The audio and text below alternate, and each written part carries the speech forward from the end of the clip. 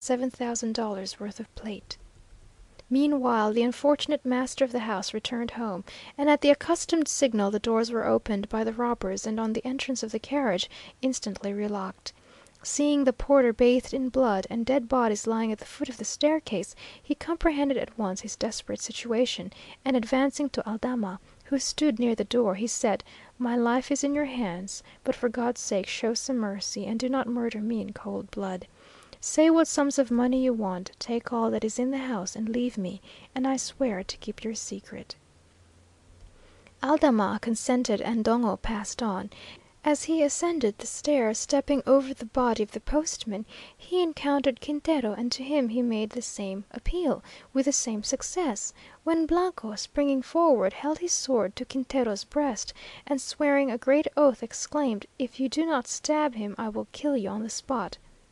Conceive for one moment the situation of the unfortunate Dongo, surrounded by the murdered and the murderers in his own house, at the dead of the night, and without a hope of assistance. The suspense was momentary. Thus adjured, Quintero stabbed him to the heart. The murderers then collected their spoil, and it being still dark, two of them got into Dongo's carriage, the third acting as coachman, and so drove swiftly out of the gates of the city, till arriving at a deserted spot not far from a village, they turned the carriage and mules adrift, and buried their treasure, which they transported afterwards to a house in the Calle de la Aguila, the Street of the Eagle, number 23, and went about their avocations in the morning, as if nothing had occurred. Meanwhile, the public consternation may be conceived, when the morning dawned upon this bloody tragedy. As for the viceroy, he swore that the murderers should be discovered and hanged before his eyes that day week. Immediately the most energetic measures were taken, and the gates of the city shut, to prevent all egress. Orders were given through all the different districts of the capital that every guest or visitor or boarder, whether in inn or lodging or private house, should have their names given up to the police, with an account of their condition, occupation, motives for living in Mexico, etc. Strict cognizance was taken in all the villages near the capital of every person who had passed through or entered or left the village within a certain space of time. All the roads near the capital were scoured by parties of soldiers. Every hidden place was searched by the police, every suspected house entered. The funeral of the ill-fated Dongo and of the other victims took place the following day, and it was afterwards remembered that Aldama was there amongst the foremost. Remarking and commenting upon this horrible wholesale butchery, and upon the probabilities of discovering the murderers, a country family from a neighbouring village, hearing of all these doings in Mexico, and with that love of the marvellous which characterizes persons uneducated or unaccustomed to the world, determined to pay a visit to the capital, and to hear at the fountain head all these wonderful stories, which had probably reached them under 100 exaggerated forms. No sooner had they entered their lodgings than they were visited and examined by the police, and their deposition taken down as to their motives for visiting their capital, their place of birth, etc.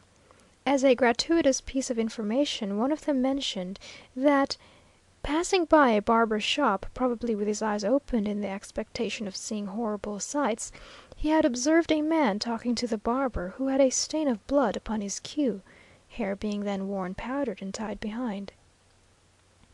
Trifling as this circumstance appears to us, the viceroy ordered that the person who mentioned it should instantly conduct the police officers to the shop where he had observed it. The shop being found, the barber was questioned as to what persons he had been conversing with that morning, and mentioned about half a dozen, amongst others Aldama, who did not bear a very good reputation. Aldama was sent for, confronted with the man who gave the information, identified as the same, and the stain of blood being observed, he was immediately committed to prison upon suspicion. Being questioned as to the cause of the stain, he replied that being at a cockfight on such a day, at such an hour, the blood from one of the dying cocks, which he held, had spurted up and stained the collar of his shirt and his hair.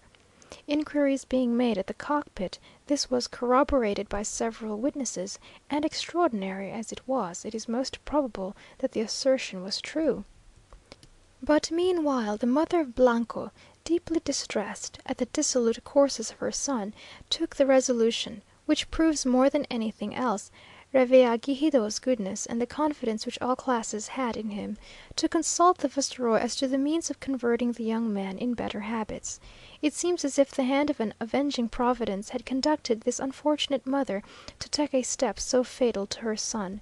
She told the viceroy that she had in vain attempted to check him, that his days and nights were spent with profligate companions in gambling houses and in cockpits, and that she feared some mischief would come some day from his fighting and swearing and drinking; that but a few days since he had come home late, and that she had observed that his stockings were dabbled in blood, and that she had questioned him upon it, and that he had answered surlily he had got it in the cockpit.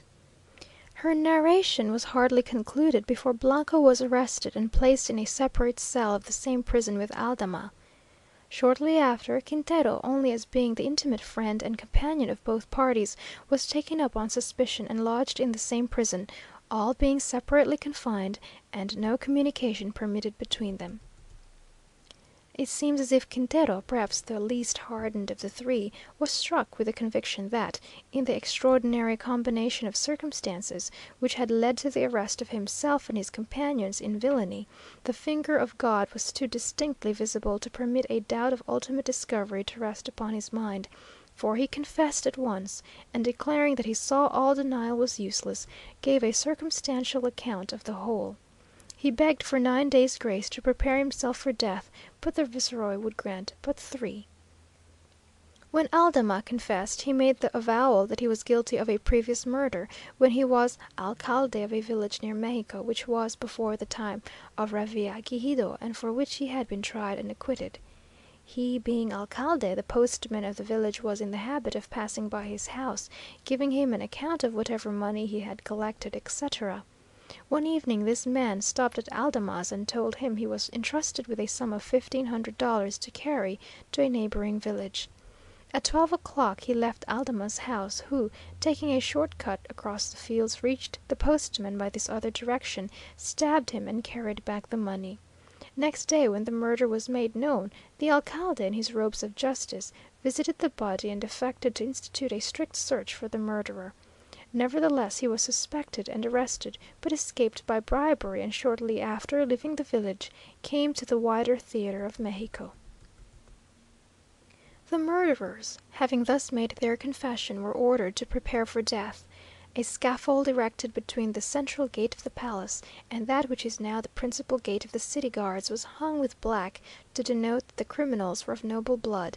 An immense crowd were assembled, and the viceroy, standing on the balcony of his palace, witnessed the execution in the great square, the very day and week that the murders were committed.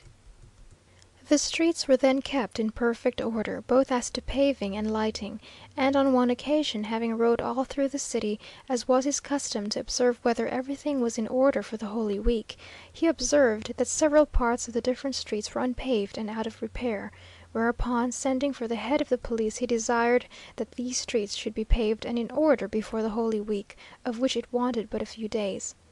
The officer declared the thing to be impossible. The viceroy ordered it to be done, on the penalty of losing his place. Early on the morning of Palm Sunday he sent to know if all was in readiness, and as the bells tolled for early mass, the last stone was laid on the Calle San Francisco, which completed the work. It is said he frequently went incognito, attended by 1 or 2 aides de camp, by which means, like another Harun al Rashid, he was enabled to discover and correct hidden abuses. By his orders no monk could be out of his convent after vespers. Walking one evening along the streets, he encountered a monk in the Calle San Francisco, taking his pleasure long after the appointed hour. The viceroy walked directly to the convent, and on making himself known, was received by the abbot with all due respect. "How many monks have you in your convent, father?" asked the viceroy. "50, your Excellency."